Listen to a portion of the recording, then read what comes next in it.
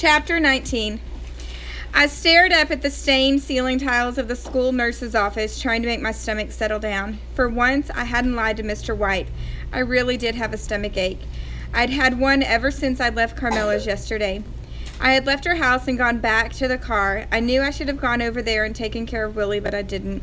I guess I was hoping Mookie would share his liver pudding again.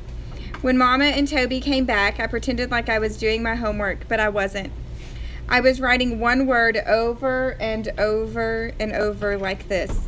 Willie, Willie, Willie, Willie, Willie, Willie. And then, after Mama fell asleep, I didn't tell Toby that Carmela was getting the reward money from her Uncle Haywood. I didn't say that now it was time to take Willie back and get that money. I kept it all inside me where my aching stomach was. Finally, I took out my How to Steal a Dog notes. I read all the way through them, starting with step 1, find a dog, and ending with step 7, and the part about stirring and stinking.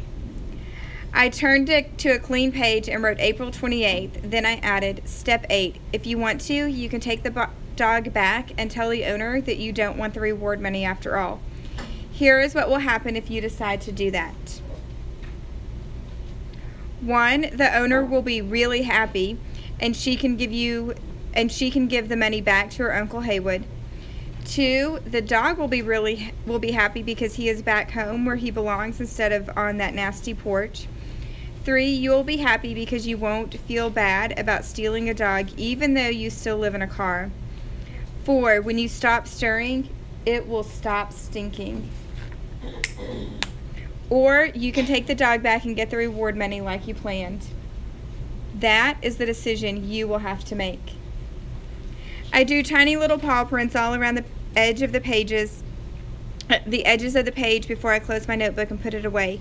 And now here I was in the nurse's office staring up at those ceiling tiles with my stomach aching like anything.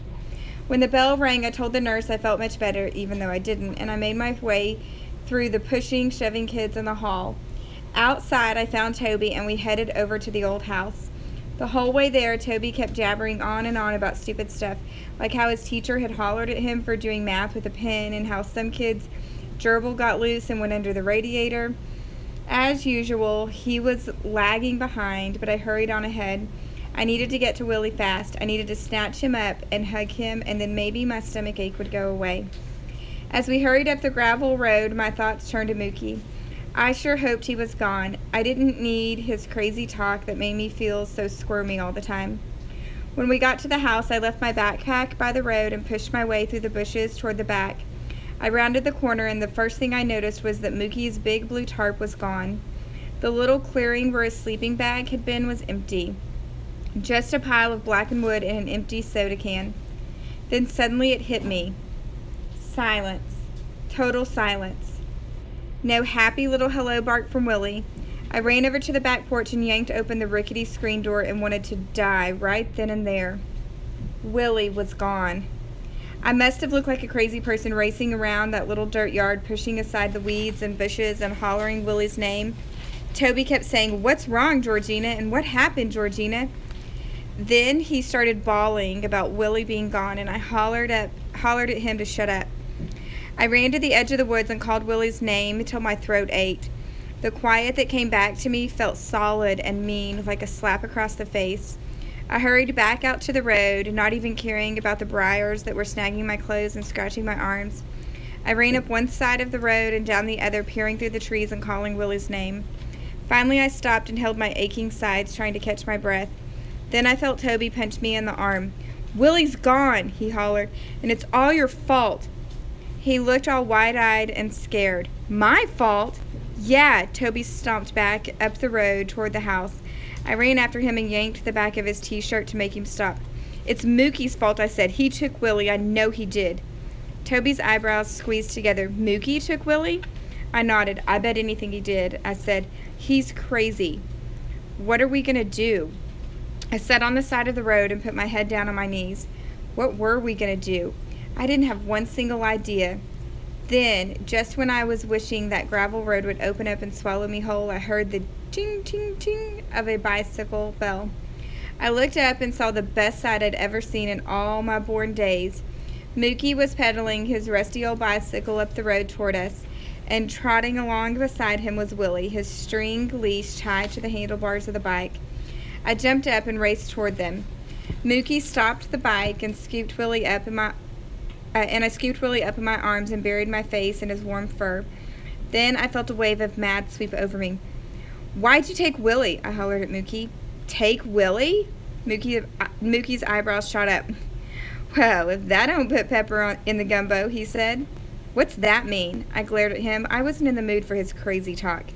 "Means you better slow your mouth down before you start coming out with such as that," he said. I pressed my face against Willie. His hair was all matted with mud, and he smelled awful. "For your information, Missy," Mookie said, "I was clear on over there by the shopping center when that dog of yours come running up behind me." "Oh," I said. I knew I should have said more. I should have said I'm sorry. I should have said this dog's not mine. I should have said I stole this dog, but now I'm going to take him back.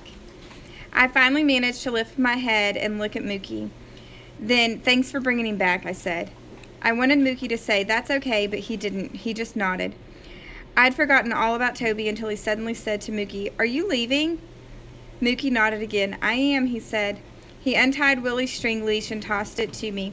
Then he turned his bike around and pedaled off up the road away from us, leaving a wobbly tire track in the dusty road behind him. And in that instant, I knew I'd been wrong about Mookie. Well, maybe not totally wrong. He was kind of crazy.